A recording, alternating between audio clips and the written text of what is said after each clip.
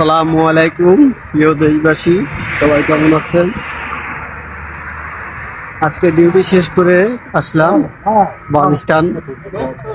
ইউরোপের দেখেন লোকজন কোনো দেখতে পারবেন না, শুধু চারোদিকে গাড়ি আর গাড়ি। মনে হয় এক টাকার লোকের মনে দুই তিনটা করে গাড়ি, একজনের মাথা পিছু মনে করেন দুই তিনটা করে গাড়ি। এত পরিমাণের গাড়ি, কিন্তু লোকজন দেখতে পারবেন না, খুবই কম। এই যে দেখেন,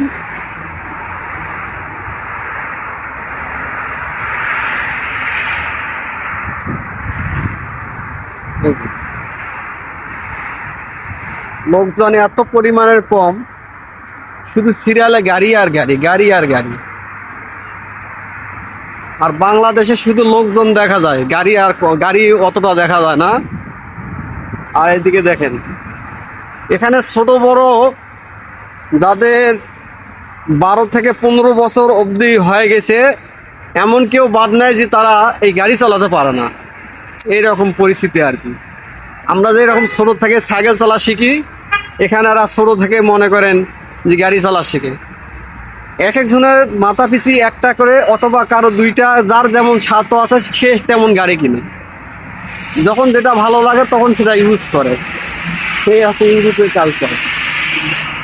আসসালামু আলাইকুম।